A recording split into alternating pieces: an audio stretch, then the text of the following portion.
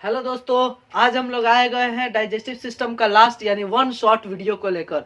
इससे पहले हम लोग डाइजेस्टिव सिस्टम का कई सारे पार्ट बना रहे थे जिससे बहुत सारी दिक्कत हो रही थी। हम लोग वन शॉट मात्र 10 से 15 मिनट में ही पूरे डाइजेस्टिव सिस्टम को समझ लेंगे। हम आपको डाइजेस्टिव सिस्टम यानी पाचन तंत्र के बारे में पिछले वीडियो में ही बता चुके हैं कि डाइजेस्टिव सिस्टम क्या होते हैं, डाइजेस्टिव सिस्टम के कितने भाग होते हैं, एलिमेंट्री कैनल यानी आहार नल क्या होता है, उसके सहायक अंग कौन होता है, पाचक ग्रंथि कौन होती है, कौन कौन से इसके अंतर्गत सहायक अंग होता है, इन सभी के बारे में हम आपको बता दिए थे। और मुख्य गुहा क्या होती है, मुख्य गुहा के सहायक अंग दांत, जीभ और लार ग्रंथि के बारे में हम लोग पढ़ेंगे। आज डाइजेस्टिव सिस्टम पाचन तंत्र होता क्या। तो देखिए बोर्ड पे हम एक फिगर बनाए हैं, हम आपको साइड में भी फोटो दिखा देंगे वीडियो में कि आप उसको भी देखकर पहचान सकते हैं। अगर इसमें ना समझ में आए उसमें भी आपको समझ में आ जाएगा। देखिए यहाँ पर हम दो चित्र बनाए हैं, एक है नासा गुहा और दूसरा है मुख्य गुहा। देखिए हम दो गुहा का चित्र बनाए हैं, एक है हमारा नासा गुहा और दूसरा हमारा है मुख्य गुहा। तो हम आपको मुख्य गुहा के बारे में बता चुके हैं कि मुख्य गुहा क्या होती है, इसके कौन कौन अंग होते हैं। नासा गुहा किसको कहते हैं, तो वैसे अंग जिसके माध्यम से हम क्या करते हैं, श्वसन यानी हवा को लेते हैं, उसे नासा गुहा कहते हैं। अब देखिए ना, नाक से सांस आप नाक से ना लेते हैं। अब कभी कभी क्या होता है, आप नाक को बंद कर लीजिएगा तो मुंह से भी सांस ले सकते हैं, लेकिन नाक की अपेक्षा मुंह से कम लिया जाता है। ऐसा क्यों होता है, हम लोगों का जो नासा गुहा और मुख्य गुहा है वो जाकर कहीं ना कहीं मिलता है, कहीं ना कहीं मिलता है। वो जो कहीं ना कहीं मिलता, वो मिलने वाली जो जगह होती है उस जगह को इपीग्लोटिक्स कहा जाता है। क्या कहा जाता है, इपीग्लोटिक्स। समझिए, जैसे मान लीजिए ये एक लाइन आ रही है और दूसरा लाइन हमारा ऐसे चला है, तो ये जो मिलान बिंदु है ना, इस मिलान बिंदु को आप कुछ कहिएगा। मैथ्स में इसको क्या करते हैं, कुछ पॉइंट्स मांगते हैं, मान लेते हैं। उसी तरह यहाँ पर हमारा जो नासा गुहा है और मुख्य गुहा है, इसका एक मिलान पॉइंट होता है। उस मिलान पॉइंट्स को क्या कहते हैं, इपीग्लोटिक्स। ये किसकी होती है, तो मांसपेशी की बनी होती है। मांस समझता है ना, पतली मांस होती है, ये मांस की नुमा होती है। इसका क्या काम होता है, तो ये काम करता है हवा की पहचान करना और भोजन की पहचान करना। इपीग्लोटिक्स का क्या काम होता है, तो हवा की पहचान करना और भोजन को पहचान करना। कभी कभी क्या होता है, हम लोग खाना खाते हैं तो खाना भी आता है और सांस भी लेते हैं, खाना खाते हैं तो सांस भी लेते हैं और भोजन को भी ग्रहण करते हैं। क्या ऐसा होता है कि भोजन को खा रहे हैं तो सांस को रोक देंगे, तू अभी मत आओ, ऐसा होता है क्या, नहीं ऐसा नहीं होता। तो हम लोग दोनों आते हैं, तो अब हम अपने दिमाग को लगा देंगे मोबाइल में। खाते समय बहुत सारे बच्चे मोबाइल देखते हैं, तो मोबाइल में हमारा दिमाग चला गया, तो मोबाइल में भी काम कर रहा है, खाना को भी पहचानना है और हवा को भी पहचानना है, तो दिमाग कंफ्यूज हो जाता है, दिमाग मोबाइल में रह जाता है। तो इपीग्लोटिक्स को कंट्रोल कर ही नहीं पाता है ब्रेन, तो ब्रेन ऑर्डर छोड़ देता है अपना, जिसके कारण इपीग्लोटिक्स कहता है ये हवा है कि ये चावल है, उसको पहचान ही नहीं हो पाता है कि ये भोज्य पदार्थ है कि हवा है। तो ये भोजन को भेज देता है फेफड़ा की तरफ और हवा को भेज देता है अमाशय की तरफ। जब भोजन जाएगा फेफड़ा की तरफ तो फेफड़ा के नीचे पाया जाता है डायफ्राम, जो प्रेस मारता है, तो अचानक से हमें हिचकी आती है। हम लोग ना इसको बढ़िया से पढ़ेंगे रेस्पिरेशन में। अभी हम लोग पढ़ेंगे कि जो ये मिलान पॉइंट होता है, इस मिलान पॉइंट्स को क्या कहते हैं, तो इपीग्लोटिक्स कहते हैं। क्या कहता है इसे, इपीग्लोटिक्स। इसके ठीक नीचे एक नली होती है, उस नली को, जो ये हमारा पाई नली है ना, इस नली को क्या कहता है, ग्रास नली कहते हैं। क्या कहता है, ग्रास नली। भोजन जो होता है ग्रहण करने के बाद मुख्य गुहा में, अब ये ग्रास नली में एक गति करते हुए, देखिएगा ना, आप खाना खाते तो नली में गति करते हुए ये कहाँ चला आता है, पेट में। उस पेट को कहते हैं अमाशय। क्या कहते हैं, अमाशय। अमाशय में कम से कम भोजन को रखने के लिए 4 घंटे का समय चाहिए। अमाशय में भोजन कितने घंटों तक रहता है, 4 घंटों तक। आप 4 भोजन को सुबह में खा लेते हैं, तो फिर आप जो दिन में लंच करते हैं उसके बीच का अंतराल कम से कम कितने घंटे का होना चाहिए, तो 4 घंटे का। आप 4 घंटे से पहले खाइएगा भोजन, अभी एक पचा नहीं, दूसरा आप ला दिए, तो इस तरह दिक्कत हो जाती है, पेट वगैरह खराब हो जाता है। तो एक अमाशय के अंदर यानी अमाशय के अंदर जो भोजन होता है उसको 4 घंटा तक रहना चाहिए अच्छे से पचने के लिए। अब अमाशय के अंदर क्या पाया जाता है, तो HCl। इसको मासूम सर आपको पढ़ाएंगे, केमिस्ट्री का ये भाग होता है कि HCl क्या होता है। इसका पूरा नाम होता है हाइड्रोक्लोरिक अम्ल। इसका क्या नाम होता है, हाइड्रोक्लोरिक अम्ल। ये जो होता है ना, खट्टा होता है। देखिए नाम में ही जुटा है अम्ल। अम्ल की पहचान होती है कि अम्ल स्वाद में क्या होता है, खट्टे। आप खीर वगैरह को खाइएगा मुंह में तो बहुत अच्छा लगता है, मीठा लगता है, पेट में जाता है, तो इसके साथ मिल जाता है HCl। कोई भी भोजन को आप खाइएगा तो बढ़िया लगता है, पेट में जाता है तो मिल जाता है अम्ल यानी HCl, तो भोजन हो जाता है खट्टा, भोजन हो जाता है खट्टा पेट में। तो अब अचानक से यदि आप ज्यादा खा लेते हैं तो ये जब मुंह से निकल जाता है यानी उल्टी होती है तो नाक वगैरह या नली वगैरह पूरी जलने लगती है। ये क्यों होता है? क्योंकि पेट में पाया जाता है HCl। पेट में पाया जाता है क्या चीज हमारा? HCl। ये भोजन को मिला दिया और बना दिया, भोजन के को क्या कर देगा? ये खट्टा कर देगा। आप खट्टा चीज को फिर अगर बाहर निकालते हैं तो पूरा नली हमारा, ये जो ग्रास नली है और मुख्य गुहा है पूरा, ये क्या हो जाता है? खट्टा यानी जलने लगता है। होता है कि नहीं होता है? होता है। चलिए, तो ये भोजन को कर दिया खट्टा। इसके नीचे ठीक पाया जाता है अग्नाशय। इसके नीचे ठीक पाया जाता है क्या चीज हमारा? अग्नाशय। देखिए, अमाशय का ही मिलता जुलता नाम है अग्नाशय, ये इसका छोटा भाई हम कह सकते हैं। तो अमाशय का छोटा भाई अग्नाशय ये गुस्सा हो जाता है कि ये आप भोजन को खट्टा क्यों कर दिए, आप भोजन को खट्टा क्यों कर दिए, आप खट्टा कर दिए तो हम इसको नहीं छुएंगे, हम इसको नहीं छुएंगे। अब मसला हो गया कि ये भोजन को खट्टा कर दिया तो ये उसको छुएगा भी नहीं।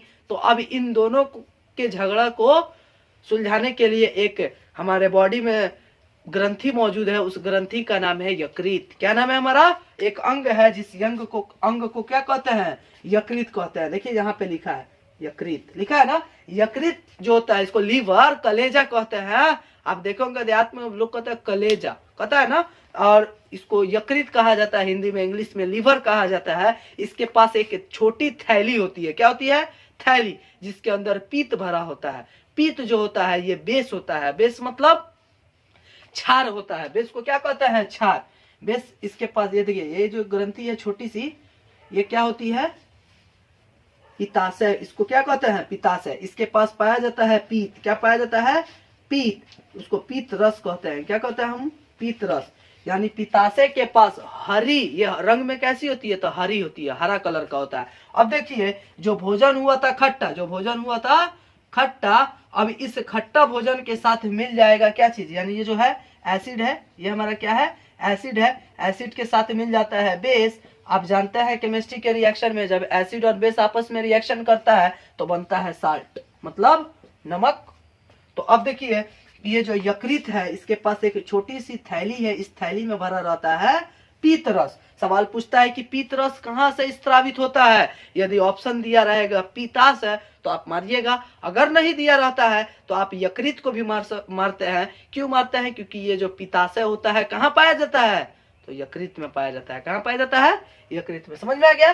चलिए आगे देखें हम लोग, चलिए आगे देखते हैं। तो हम देखें कि ये जो पित्ताशय है ये छोड़ दिया क्या चीज हमारा? बेस को छोड़ेगा कि एसिड को? बेस को ना। एसिड कहाँ से है? यहाँ ही तो मिल गया, अमाशय में ही खाना मिल गया HCl यानी हाइड्रोक्लोरिक अम्ल, खाना को खट्टा कर दिया। अब एसिड मिल गया अमाशय में ही। अब अग्नाशय उसका छोटा भाई कहता है कि भाई अब हम इसको छुएंगे ही नहीं। अब इसको सुलझाने के लिए बगल में एक अंग पाया जाता है जो पत्ती नुमा होती है। पत्ती समझते हैं? हरा पत्ता, गाछ का जो पत्ता होता है पत्ती की संरचना की होती है। इसके पास एक छोटी थैली पाई जाती है जिसे पित्ताशय कहते हैं। इसमें भरा रहता है पीत रस और यह पीत रस होता है बेस। इसे क्या कहते हैं? बेस। आप जानते हैं कि जब एसिड और बेस आपस में रिएक्शन करता है तो बनता है साल्ट यानी नमक, लवण, लवण बनता है। तो अब अग्नाशय कहता है कोई दिक्कत नहीं है, ये खाना खट्टा अब नहीं रहा, अब ये बदल गया। यकृत कहता है कि अब हम तो इसको क्या बदल दिए? लवण में बदल दिया, अब अग्नाशय ले लो। तो कहता है ठीक है अब हम ले लेंगे। अब हम क्या करेंगे? ले लेंगे। तो अग्नाशय उसको ले लेता है। अग्नाशय के पास पाया जाता है LAT। LAT को कहते हैं पूर्ण पाचक हार्मोन। क्या कहते हैं? पूर्ण पाचक हार्मोन। कंप्लीट ये पचाता है। अगर आपसे कोई सवाल पूछे कि अगर ऑप्शन में दे दे, आपसे कोई अगर सवाल पूछ दे कि पूर्ण पाचक हार्मोन किसे कहते हैं तो वो है LAT। वो कौन है? LAT। अगर नहीं पूछता तो कोई दिक्कत ही नहीं है। देखिए, अब यहाँ से भोजन होते हुए कहाँ आता है? ये जो पाइप नुमा संरचना है इसको कहते हैं छोटी आंत। क्या कहते हैं? छोटी आंत। भले ये छोटी इसका नाम है लेकिन ये लंबाई में बड़ी होती है। भले इसकी नाम छोटी है लेकिन लंबाई में क्या होती है? बड़ी होती है। इसकी लंबाई की यदि बात करें तो 6 से 7 मीटर तक, 6 से कितने मीटर तक? 7 मीटर तक लंबी होती है अकेले छोटी आंत।